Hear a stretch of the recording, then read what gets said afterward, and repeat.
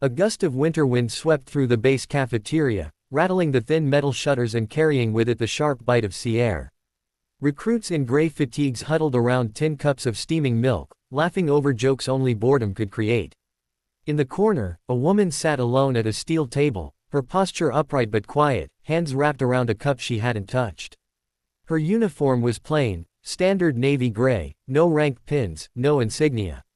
To anyone looking, she was just another newcomer, maybe a transferred officer or a clerk waiting for assignment. Private Dane Morrows noticed her first. He was loud, brash, and carried that particular brand of confidence born from never being challenged. He nudged his friend across the table. "Hey, look at the newbie. Sitting there like she owns the place.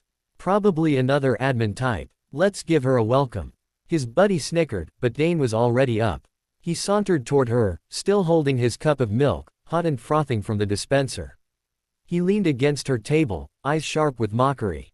"You new here. You're supposed to report to the quartermaster before lounging in the mess. Unless you're lost." The woman looked up. Calm eyes, gray as the sea before a storm. "No," she said simply. Dane grinned. "Oh, so you do talk. You think you're too good to answer a superior." She tilted her head slightly, not with fear, but with the kind of patience that unsettles bullies. "Superior," she repeated softly. "Private Dane Morrows," he said, tapping his chest.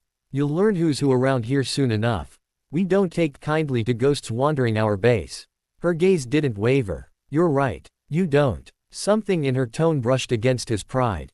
Around them, soldiers were watching now, smirking, whispering. He felt their eyes, their anticipation.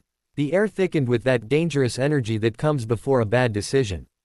Dane chuckled darkly, lifted his cup, and with a careless flick, tossed the hot milk forward. The white liquid splashed across her sleeve and cheek, steaming briefly before cooling against the chill air. The cafeteria went dead silent. Every soldier froze, the laughter dying in their throats.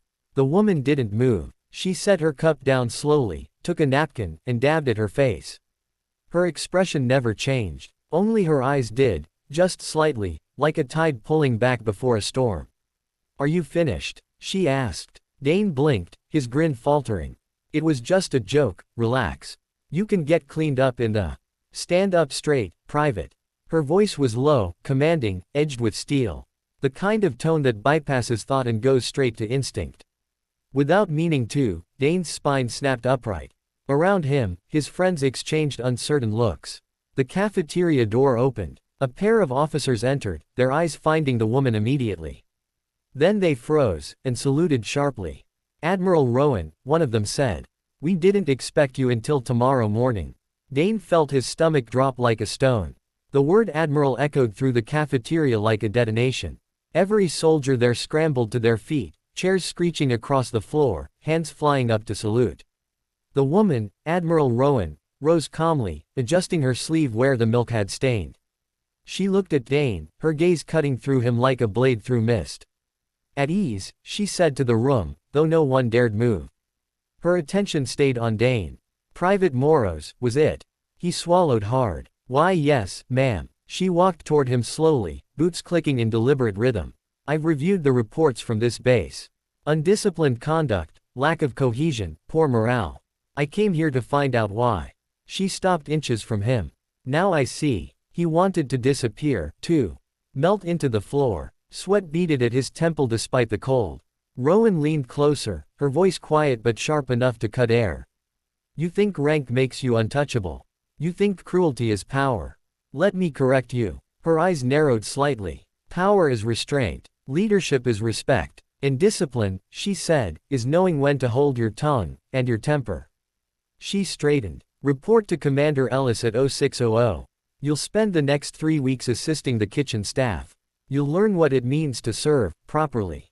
Perhaps then you'll understand what hot milk really feels like after 12 hours on your feet." Dane nodded quickly, voice trembling. "Yes, Admiral." She turned to the rest of the room. "The next time I walk into a mess hall, I expect professionalism. The uniform you wear represents more than your comfort. It represents every man and woman who gave more than you can imagine to earn it. You dishonor them when you act like this." No one dared speak. The silence carried weight, a mix of guilt and awe. Rowan picked up her cup, finally taking a sip. Now, she said quietly, let's see if this place remembers what discipline looks like. She left the cafeteria without another word, her boots echoing down the corridor. Only when the sound faded did anyone move. Dane stood frozen, milk dripping slowly from his fingers. Around him, whispers began to rise, shocked, subdued, fearful. Someone muttered, that's the new Admiral. She was at Pearl. They say she commanded the strike fleet in Typhoon Zero. Dane stared at the empty doorway, his chest tight with regret. He thought of the look in her eyes, calm, unwavering, dangerous in its silence. That was no ordinary officer. That was someone forged by storms he couldn't even imagine. Later that night, as he scrubbed the mess floor under the supervision of the kitchen chief, he replayed the moment over and over. Not the punishment, not the embarrassment, but her words. Power is restraint. For the first time in his short military career, he understood what that meant. And though he didn't know it yet, that single moment would mark the beginning of the soldier he was meant to become. Because sometimes, it takes a single act of arrogance to expose a lifetime's worth of ignorance, and a single admiral's quiet strength to shatter it.